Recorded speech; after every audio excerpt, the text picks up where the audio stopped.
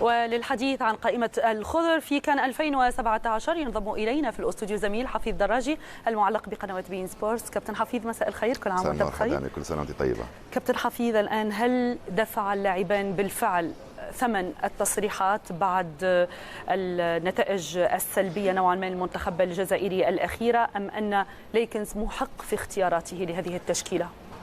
من حق الإعلاميين أو المتابعين أن يعطوا هذا الانطباع أو يحللوا الأمر بهذا الشكل بأنهم دفعوا الثمن، ولكن لحد الآن ليس هناك شيء رسمي لا من المدرب ولا من الاتحاد بأن اللاعبان أو بعض اللاعبين لم يكونوا ملتزمين في المباراة أمام الكاميرون التي قيل عنها الكثير. الاختيار يجب أن نتحدث عنه من الناحية الفنية بالدرجة الأولى. مهما كان الأمر مجاني لم يعد مجاني تاع مونديال 2014 أو قبل ذلك، لم يعد يلعب كثيرا في نادي ليغانيس. هو كان تقريبا سبب في المشاكل التي حدثت في مباراة نيجيريا، المشاكل الفنية داخل أرضية الميدان، بعض الأخطاء نعم. فغولي لم يعد يلعب كثيرا كذلك في نادي ويست هام، ناقص منافسة. أعتقد بأنه من الناحية الفنية مهما كانت موافقتنا أو لا لقرار المدرب، فإن القرار نسبيا يبدو منطقي، خاصة بالنسبة لمجاني. بالنسبة لفغولي حضوره كقائد كان ممكن، أنا من رأيي كان ممكن يكون في صالح المنتخب حتى ولو لم يلعب كأساسيا، ولكن يبقى فغولي عنده وزن حتى كبير. على مستوى المعنويات، نعم. مستوى قيادة المنتخب، احتضان اللاعبين، نعم. خاصة في تحدي جديد وتحدي يعني ليس بالسهل بالنسبة للمنتخب الجزائري في الكان القادم. أنا من رأيي أعتقد بأن الاستغناء عن فغولي في نهائيات كأس أفريقيا قد يكون غير لائق على الأقل في الوقت الحالي، لأن المنتخب يفتقد اليوم لقائد. لو تلاحظي كل التشكيلة تحبي تختاري أي قائد ستجدين صعوبة في اختيار قائد الفريق في التشكيلة. ممكن يكون إبراهيمي، ولكن فغولي عنده وزن كبير جدا، ليس فقط من الناحية الفنية ولكن حتى من الناحية المعنوية ومن الناحية الشخصية، لأنه ثبت وجوده لاعب اللي يبكي فوق أرضية الميدان ويبكي في غرف حفظ الملابس ويشجع ويساند زملائه حتى لما لم يكن يلعب أساسيا، بالإضافة إلى أنه لاعب صغير عمره 25 سنة، لا يجب أن ننسى حدامي. وبالتالي المنتخب أبوابه ما زالت مفتوحة للاعب من حجم فغولي، وربما هذا ما دفع ببعض المتابعين والإعلاميين بالفعل للتوجه لهذا التفكير، ربما مثل ما ذكرت خاطئ، باعتبار أنه دفع ثمن بعض التصريحات والانتقادات وبعض المشاكل التي كان المنتخب في غنى عنها بالفعل بعد مباراة المنتخب الكاميروني. أنا شخصيا لا أرى من هذه الزاوية حدامي، أعتقد بأنه خيار فني أكثر مما هو شيء آخر، لأنه ليكنز لم يكن موجودا كمدرب والاتحادية لا تعاقب اللاعبين بهذا الشكل، وبعدين فغولي ليس أي لاعب، وبالتالي أتصور بأن الأمر فني أكثر مما هو شيء آخر. فغولي لا يلعب كثيرا، مجاني أيضا لا يلعب كثيرا، وبعدين تراجع مستواه كمدافع. عندنا مشكل في الدفاع. قولي لي بأنه فغولي أفضل من بعض اللاعبين الجدد، نقول لك أي نعم ممكن. لذلك أنا من رأيي أن فغولي مثل ما ذكرت حتى على مستوى الخبرة، يعني نعم. فقط تواجده نعم. في المنتخب فعلا. في كان 2017 هذا له قيمة كبيرة. الآن في اختيارات المدرب ليكنز، برأيك هل بالفعل سيتم تعويض غياب وهذه الثغرة الكبيرة سواء بالنسبة للقائد مجاني أو الفغولي؟ صعب إيجاد القائد من الناحية المعنوية. من الناحية الفنية أعتقد بأن مجاني يمكن تعويضه بعدد كبير من اللاعبين.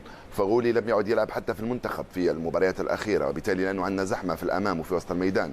تعرفي بأن الفريق اللي عنده سوداني وعنده رياض محرز وعنده إسلام سليماني عديد الأسماء الكبيرة، نعم. وأيضا الجاهزة نعم. على المستوى البدني والنفسي. طالب لا يمكن تعويضهما كذلك، لاعبان متميزان بإمكانهما أن يؤديا نهاية كأس أفريقيا في المستوى، لكن تعرفي بأنه في هذه المنافسة أنت تحتاجي إلى أرمادة، تحتاجي إلى 23 لاعب، لأنك صحيح. لا تتوقعين ما يحدث. قد يصاب سليماني في أول مباراة، قد يصاب محرز في أول مباراة، فأنت مطالبة بأن يكون لديك هذا الكم. شيء الملاحظة على تشكيلة ليكنز أنها في كل منصب عنده لاعبين اثنين، يعني لم يترك المجال للصدفة. وبعدين هذه خيارات ويجب احترامها، لأنه مدرب موجود للاختيار، واختيار التشكيلة سواء تشكيلة 11 لاعب أو 23 لاعب ليست مطروحة للاستفتاء طبعا. نعم، لكن برأيك الآن هي اختيارات وتتحمل مسؤوليتها بالفعل المدرب ليكنز، لكن في هذه الفترة في التحدي القادم في الجابون 2017 مثل ما قلنا رهان كبير بالنسبة للمنتخب الجزائري مع كل هذه الأسماء المتواجدة. هل هو بالفعل قادر على رفع سقف التحدي ومنافسة منتخبات ليست بسهلة أيضا في المجموعة؟ على الورق قادر.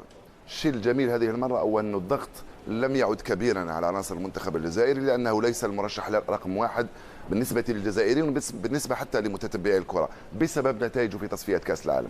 المنتخب اللي تعثر أمام الكاميرون ويخسر أمام نيجيريا ليس مرشحا للفوز بنهائيات كأس إفريقيا شهران بعد ذلك. وبعدين اليوم تجدين نفسك حدامي أمام تونس، المغرب، مصر، السنغال، مالي، كلها منتخبات قوية جدا، مجموعتنا قوية مثل ما مجموعات. لذلك قلنا أنه الرهان صعب. نعم، المستوى الآن على مستوى القاري صار كبير جدا وراقي، وبعدين الظروف مختلفة. أنت لو لن تلعبين في ملعب ستانفورد بريدج أو في لندن أو أنت تلعبين في الجابون، ظروف مناخية صعبة. لكن بالأسماء التي ذكرناها، سوداني، محرز، سليماني، المتألقين في الدوري الإنجليزي الممتاز من أفضل الدوريات العالمية، برأيك هل هم غير قادرين على تحقيق حلم المنتخب الجزائري والجزائريين، الشعب الجزائري، في كان جديدة؟ أنا أتوقع بأنه الكان التي منعت الجزائر من احتضانها سيكون من الصعب أن تمنع من التتويج بها.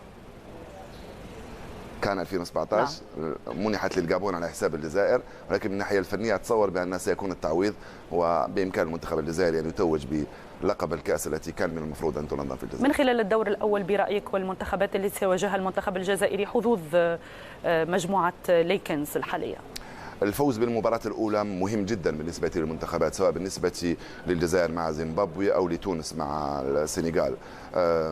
ضروري الفوز بالمباراة الأولى، لأنه دخول المنافسة بفوز مختلف تماما عن دخول المنافسة بخسارة أو تعثر، خاصة وأنه المنتخبات الإفريقية الآن قوية جدا، وتعرف الآن المنتخب الجزائري جيدا وتعمل له ألف حساب. لذلك مهمة صعبة، الضغط ليس على اللاعبين الجزائريين، المهمة صعبة ولكن التتويج ممكن.